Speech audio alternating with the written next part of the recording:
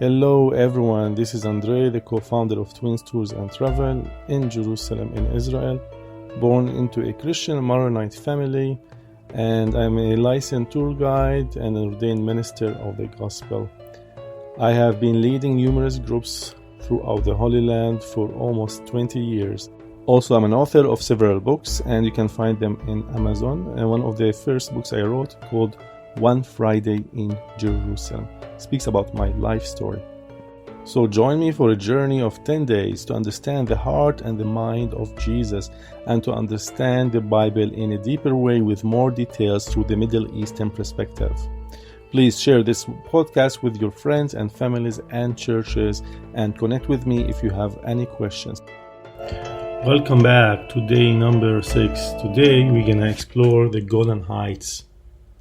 First, we're gonna go to something called Dado Observation Point. It's an overview to the borders with Lebanon. And then we're going to drive to Tel Dan and visit the fortress and speak about the altar and the tribe of Dan teaching. And then after that, we're going to go to something called Caesarea Philippi. We're going to learn about the Roman temple of the god of Pan. And then we're going to end our day on Mount Bental in the upper Golan Heights to have an overview with the borders of Syria. And then we're going to head back to the hotel. So this is what to expect on day number 6 on touring. We'll be leaving the kibbutz hotel and head up to the Golan to the north. And to remind you that the group is staying 2 nights in this hotel. We already stayed in day number 5, and this is the second day, day number 6. Before heading later to Jerusalem for another 3 nights. And this is a very nice kibbutz called Kibbutz Ginosar because of its location on the Sea of Galilee, and most our groups like to stay there. And this kibbutz is well established for tourism industry, and they have great varieties of facilities like a gym, also like a swimming pool. Even people like to swim on the lake too. They have good varieties of food, especially the breakfast. And now, after all the group finishing breakfast, it's 8 a.m. We are heading on the bus to leave for the day. So we will drive through road number 90 for around 1 hour, all the way up to the north. And I'll start my day by asking the pilgrims in the bus to sing a worship song. And this worship song everyone knows about is so famous. This is the day the Lord had made. But what is different, I will teach you this worship song both in Hebrew and in Arabic language. And there is a specific reason why I will teach this song in different languages. Because I want the group to hear the sounds of Semitic languages. You know that in the Middle East we have like 11 Semitic languages, such as Swahili, Aramaic, Phoenicians, Maltese, Hebrew, Arabic, Amharic, etc. Anyway, we will start singing in English first. This is the day the Lord has made. We will rejoice and be glad in it. It's Psalm 118:24. And I can't sing. I'm not so gifted in singing, because if I sang, I think a storm will take place at the Sea of Galilee. So I will ask one of the groups. Usually there's a worship leader there, so I ask from anyone is gifted, they can come and help us in singing this worship song. And we start singing, this is the day the Lord has made. I will rejoice and be glad in it. I will rejoice and be glad in it. You see how much terrible I'm singing? So anyway, the group is singing. Imagine the group is singing in the bus. And after they finish singing, I will start explaining. Jesus says that we have only one day. And this one day is about the moment. We have to enjoy and rejoice in the moment. And we should not be anxious for tomorrow. Even if it has gone badly, but every day is a new day, is a refreshing day. So if there is something that bothers our conscience, from the past, we have abundant grace and power to bring it in order for today. And the worship song says, "Let us be glad and rejoice each day, because it's the Lord who made that day and not us. And He is faithful and takes care of that day." So let me teach you this worship song in Hebrew to explain myself more. What do I mean by that? In Hebrew, "this is the day" means Zehu Hayom. Again, repeat after me. Zehu, which means this is. Hayom means the day. Again, Zehu Hayom means this is the day. Elohim bara, which means God, not made, created. Elohim, you know what's Elohim? Is God. Bara is created. By the way, bara is the same word used in Genesis. Elohim bara et ha'olam. God created heavens and earth. In Genesis chapter 1. And let us hear it again. Zehu hayom Elohim bara, which means, translation to English, this is the day the Lord not has made, the Lord created. You see the mistranslation from Hebrew originally, then to English. And then it continues in Hebrew. Let us rejoice and be glad in Him. Now the English says, let us rejoice and be glad in it. And in English, people think, I will rejoice all the time. So they're singing it wrong. It's not I will rejoice. The original one is plural. We will rejoice. It's about the community. It's not about the individual. Even when Westerners sing these worship songs, it's all about them. It's not about me or about you. It's about God. So it says, we will rejoice, the community will rejoice and be glad in Him, the original Hebrew. Not we will be glad in it, not in the day. We will be glad in Him, the creator of the day. Anyway, I hope this makes sense. Zehu hayom Elohim bara. So the Hebrew words have much more depth to the song. And also, it have layers of understanding of this worship song. So let me teach it also in Arabic. It will be fun for the people to hear the Semitic language and worship this worship song in different languages. In Arabic it says, Inna hada al-yawm. All of that is, this is the day. Again, repeat after me if you like. Inna hada, which means this is. Al-yawm is the day. Again, Inna hada al-yawm Rabbuna sana. Rabbuna, you know what's Rabbuna? From Rabbunai, Rabbi, Rabboni in Aramaic, which means God, the creator, the one who is full of knowledge, which is God. Sana also means created. From Genesis chapter 1 verse 1, the same root. Again in Arabic, Inna hadha al-yawm Rabbuna sana. So I'll challenge the group to sing it in Hebrew and then after that to sing it in Arabic. I know it's very hard for them, but I keep teaching them. And then I'll try to have them to learn this worship song in Spanish. There's always someone will worship it in Spanish or French or German or any language. So this will be fun to try different languages in the bus. So anyway, we're driving all the way to the Golan Heights, and the theme today is about the Roman Empire, because we'll be in the area where Herod Philippi ruled the Golan Heights in the 1st century. So we're going to learn about Rome. You have to understand Rome was the largest city in the world in ancient times. I'm talking around 100 before Common Era BCE till 400 AD. We're talking about 500 years of history. We're speaking about New Rome, which is Constantinople. And the empire population grew up almost to 70 million inhabitants. You have to understand, 70 million inhabitants in the first century is a large number. You have to understand the Roman Empire, roughly 20% of the world's population at that time. So it was a huge empire. And the Roman Empire was among the most powerful economic, cultural, political, and military forces in the world of its time.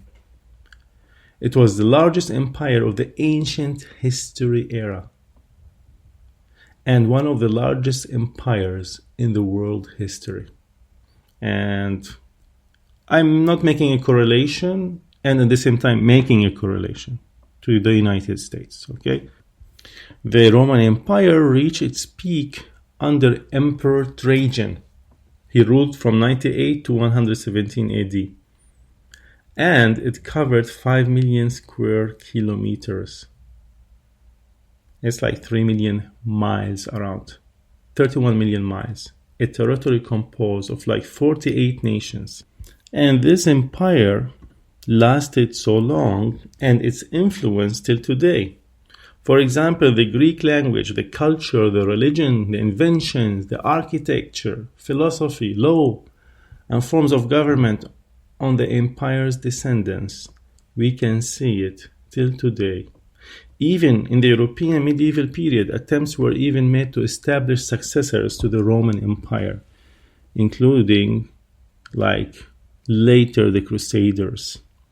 And by means of European colonialism following the Renaissance and their descendant states, Greco-Roman culture was exported on a worldwide scale, playing a crucial role in the development of the modern world of today and the United States and Europe. And they inherited the Roman way of thinking, affected even to a large extent, the Western Church's mindset today. Let me explain for you what the word Golan means. It comes from the Aramaic, originally Yajul in Aramaic. Yajul, which literally means the blowing of the wind. Al-Jawalan lil-Riyah. I'm speaking like Aramaic. Al-Jawalan, Golan, Jawalan. So the blowing of the wind. Because the Golan Heights is high and open areas, and the wind blows all the time there. And it's mentioned in the scripture as a city of refuge. The Golan in the Bashan. So this is the area of Bashan. Let me read for you about the cities of refuge mentioned in Deuteronomy 4:43. The cities were these: Bezer in the wilderness plateau for the tribe of Reuben, Ramoth in Gilad. We know where is Gilad today. It's towards the east of the Golan Heights, the Jordanian area, for the tribe of Gad, and Golan in Bashan for the tribe of Manasseh. And according to the Bible, an Amorite kingdom in Bashan was conquered by an Israelite kingdom during the reign of the Israelite king Og. And throughout the Old Testament period, the Golan was the focus of a power struggle between the kings of Israel and the Aramean kings based in modern-day Damascus. So the war we are talking about, what's happening nowadays, is not a recent war between Damascus and Israel. It's an ancient war. Even we can read about it in Numbers 21 from verses 33 and 35. And they turned and went up by the way of Bashan, and Og, the king of Bashan, went out against them, he and all his people, to battle at Edrei. And Jehovah said, "Fear him not, for I have delivered him into your hand, and all his people and his land, and you shall do to him what he did unto Sihon, king of the Amorites, who dwelt in Heshbon." So they smote him and his sons and all his people until there was none left him remaining, and they possessed his land. So there was a power struggle all the way throughout the Bible. Why? Because of two important things that never changes in the history of this world in the Middle East. Number one is water. Water sources are important in the Golan Heights. There are 3 rivers. 2 of them come from Syria and 1 from Lebanon. Litani from Lebanon and Banias and Dan from Syria. That feeds into the Golan Heights and forms the Jordan River. 1/3 of the water that comes to Israel is controlled by the Golan Heights. So water is number 1 important, and number 2 important is security. It's an elevated rocky plateau, and it's a vantage point to Syria and Lebanon, and who controls the Golan Heights can control the gateway to Israel. And no wonder why it was a power struggle in history, who controls this area. So the plateau north to south is 40 miles and east to west 27 miles. We are talking only about 500 square miles. It's so tiny, okay? The Golan Heights ranges in elevation from 9,232 feet on Mount Hermon in the north to about only 1,300 feet in the south of the Golan Heights, which around the Yarmouk River and the borders of Jordan. We are talking about a large area with volcanic basalt fields that stretches north and east. And in the north, we have the limestone bedrock of Mount Hermon that is separated from the basalt volcanic stones of the Golan by a valley. We call it a Nachal. Valley Sa'ar. Valley Sa'ar. It's important to remember this point. And on the west, we have the Hula Valley and the Sea of Galilee, west-south. And the east, we have the Rakad River controlled by Syria. And in the south more also, we have what the Bible calls the land of Geshur, and bounded by the Yarmouk River, and the biblical land of Gil'ad, which is part of Jordan today. And this is where also have the story of Jacob fought with the angel, and his name turned to be Israel. And you know what Israel means in Hebrew? Ish Ra El. Ish means man, Ra means strong, El means God, the strong man of God. So names have identity, names have characters. So this took in the southern borders of the Golan Heights, nearby the Jordan. Also, you have to understand that there is a lot of tourists and a lot of locals who like to go and explore the area, because there are so many attractions and so many options to do there. You know what I call that area? Mini Texas, because it's the land of cowboys, and we have we can see cattle there, a lot of cattle.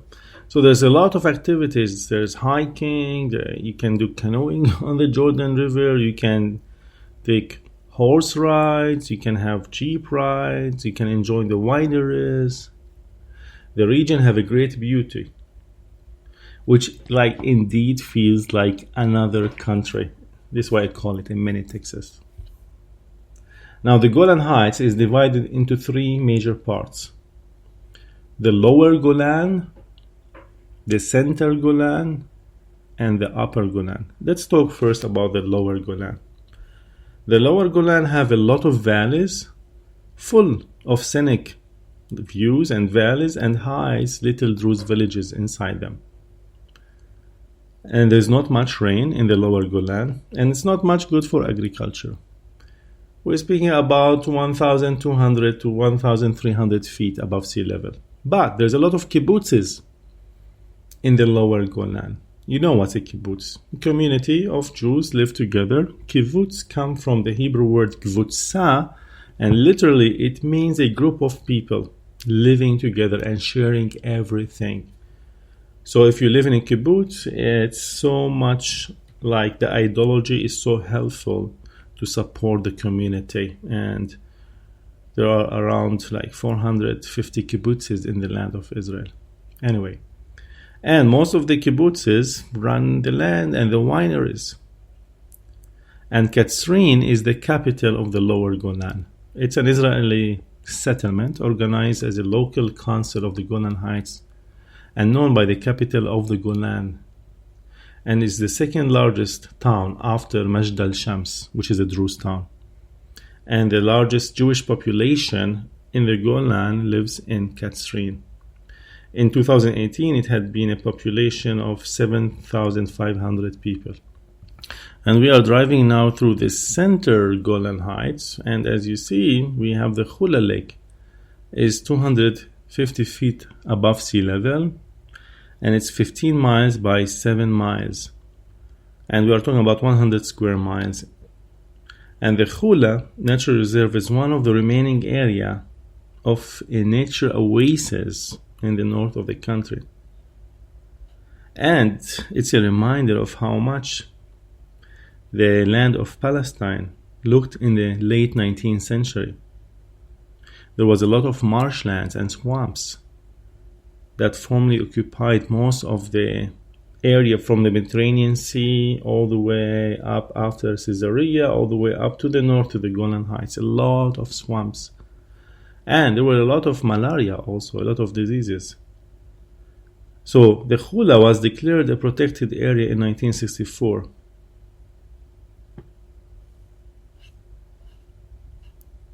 You know that this lake was mentioned in the Palestinian Talmud, or what we call the Jerusalem Talmud. It describes 7 ancient seas that surrounded the land of Israel. Included among these is the Sea of Hula. It's a huge body of water that once occupied the Hula Valley.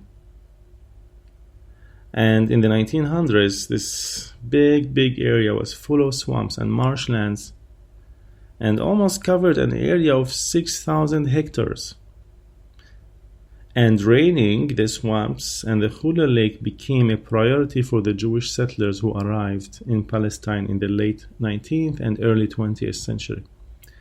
The reason for wanting to drain the Hula were first to employ the land for agriculture purposes, and there was also a need to eliminate the malaria that was endemic in the swamps at that time.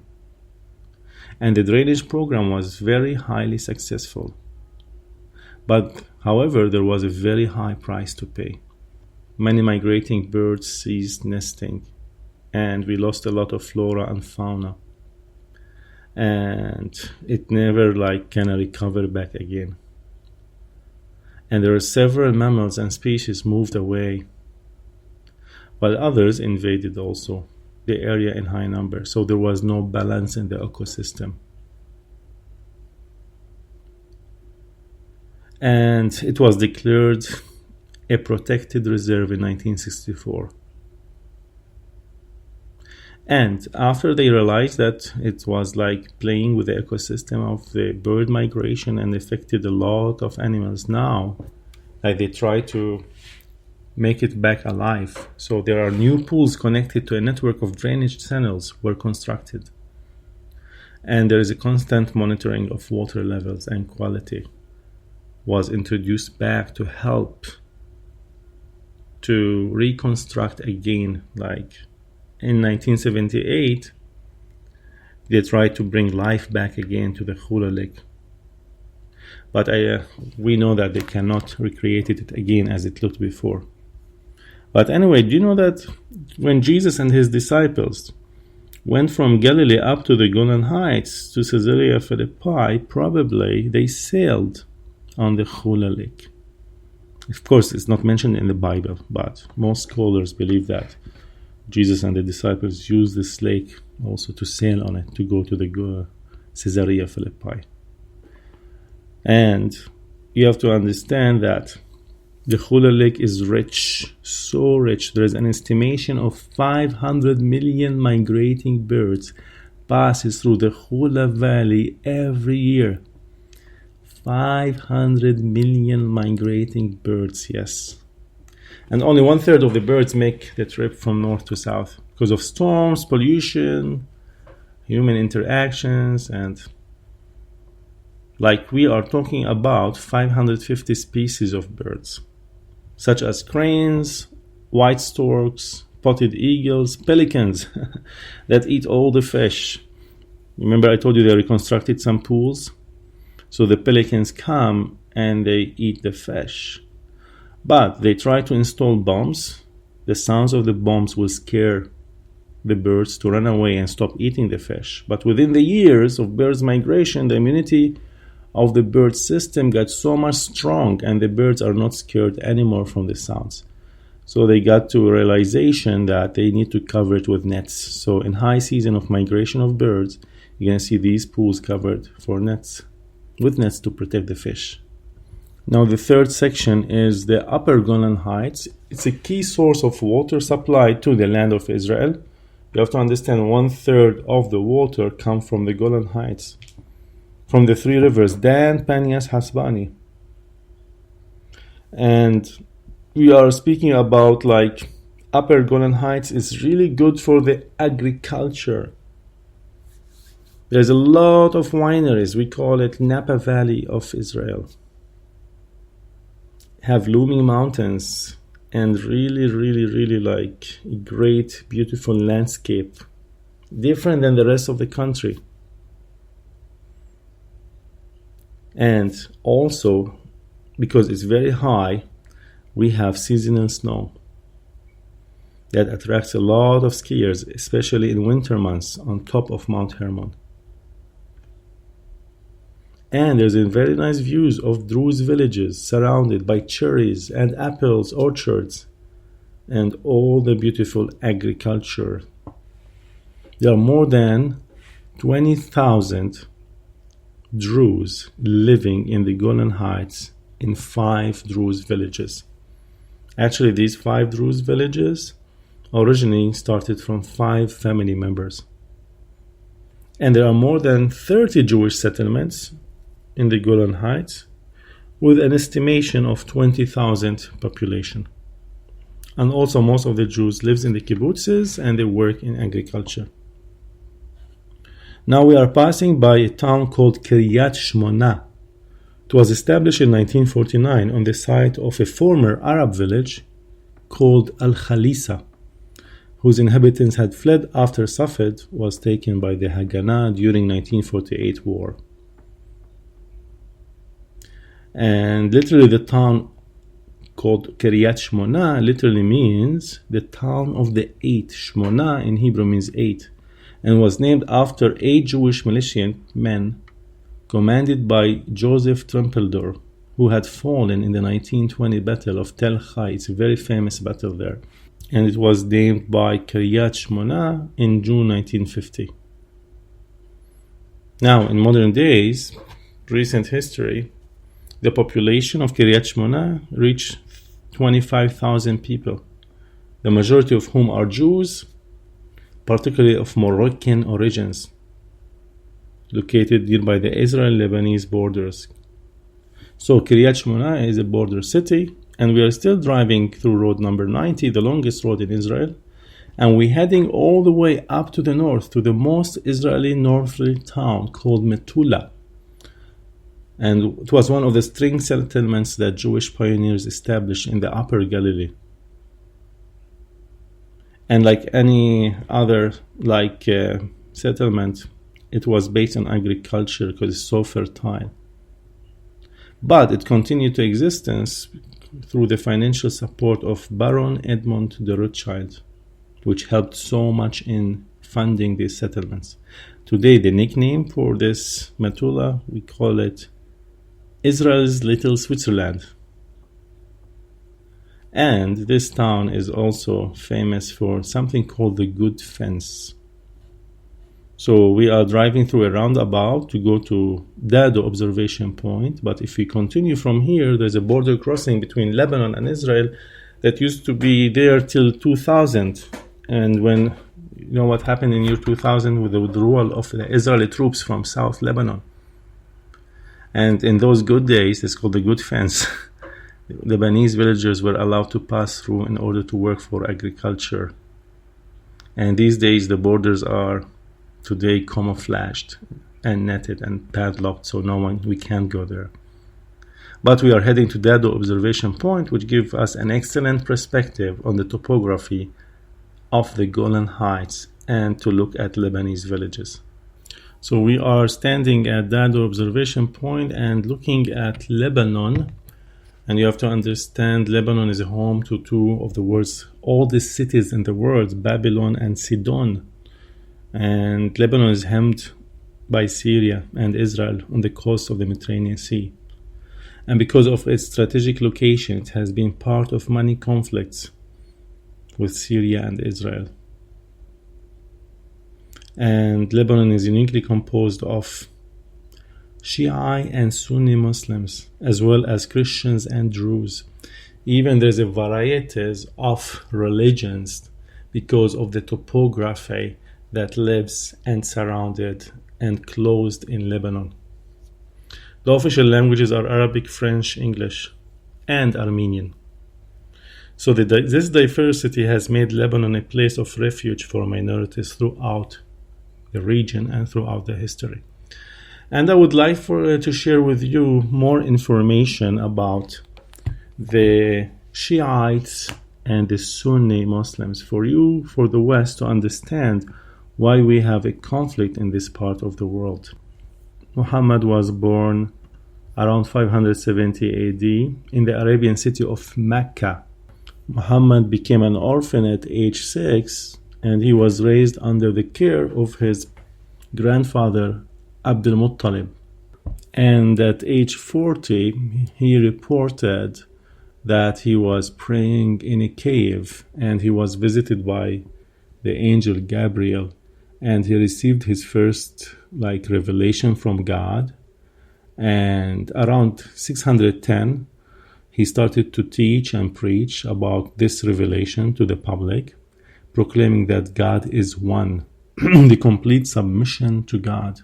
And this is what Islam means, to submit to God. And this is the right way. And that he was a prophet and messenger of God.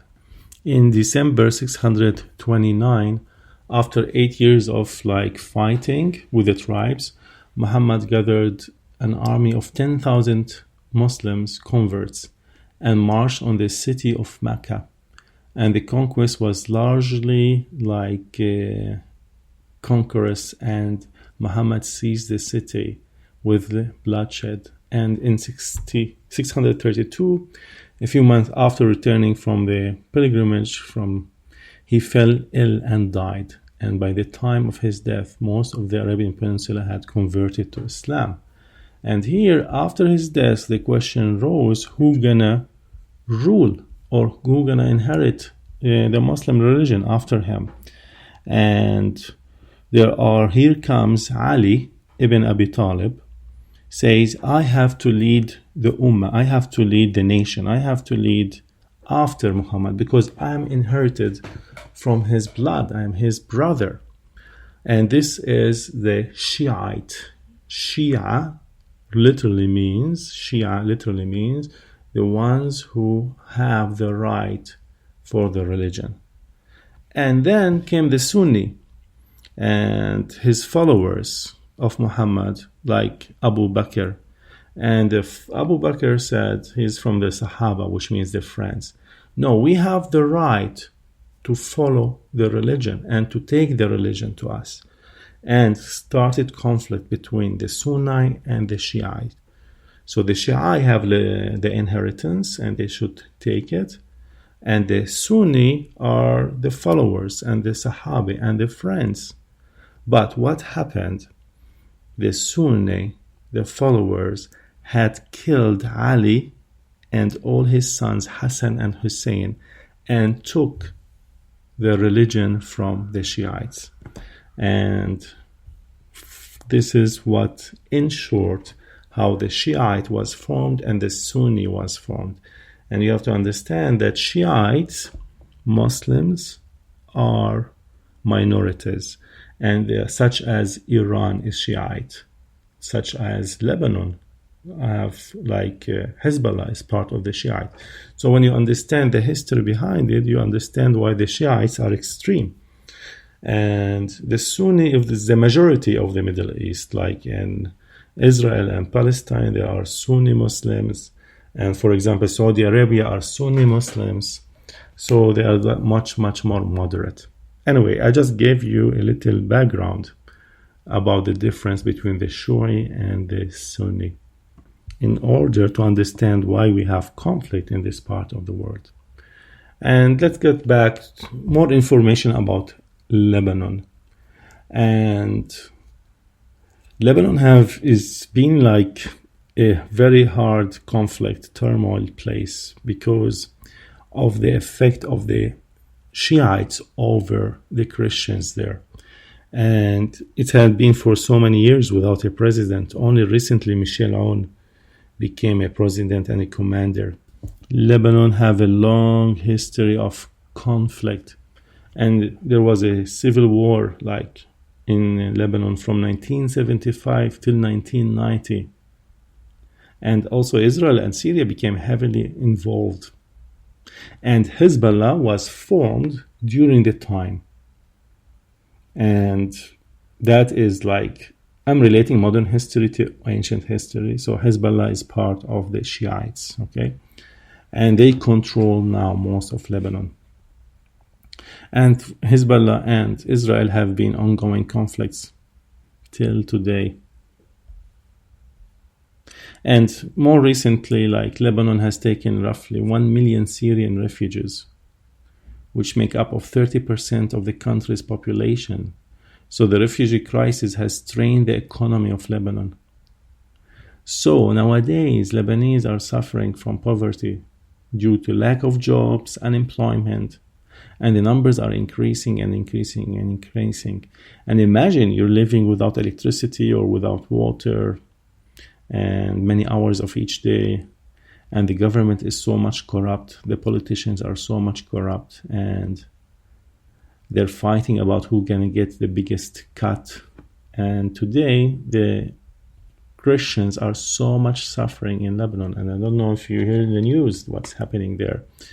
There's a lot of riots, the people are fed up, they went to the streets and start to demonstrate because it's not fair to live like this. The bottom line, it's a mess today in Lebanon, and the Christians are paying the price, especially the Maronite communities. And what we see, the villages here are Maronites. You have to understand 54% of Lebanon are Muslims, as I told you, divided between Shiites and Sunni, and 41% are Christians. This nation is home to the highest concentration of believers in the Middle East. It's the only Arab nation that promotes religious freedom and legally allows for conversation, which allows for open door for spread of the gospel. And I would like to use these moments for groups when they see these villages, so they stretch their hands and towards Lebanon and all of them to pray for peace and the protection over the borders of Israel. And I love to do this when I see people praying, the body of Christ, believers, to pray against the spiritual warfare and the darkness and the conflict. And this is so much meaningful and powerful to build on all these prayers that many pilgrims come from all over the world just to pray for the peace. And the group loved it too, so we all stretch our hands and start praying for Lebanon. And I tell the people, feel free to pray, and we need you to pray here. And now you see it, you learned about it, and you understand it more. I know the conflict is so complicated, but pray in faith for the Holy Spirit to come over these Lebanese villages and have protections for the Christians who lives there, and for them, their eyes to be opened, and to know their Messiah, to know and have a personal relationship with Jesus. And Lebanon needs a lot of prayers. I so much rejoice from my heart when I see groups really praying from their hearts, evangelical churches that come here and be part of the solution, and to pray for the land of Israel, to pray for the protections of the borders, to pray for the also Israel, to pray for the army, to pray for the soldiers, for protection against the enemy. And this makes my heart rejoices, because we are expanding the power of the kingdom of heaven today in the land between the people of God. And this will encourage the groups, because they have done some ministry and they got involved in praying for the borders. Next, we're going to continue back to the bus and back drive through road number 99 to the east. And we are heading to the archaeological site Tel Dan.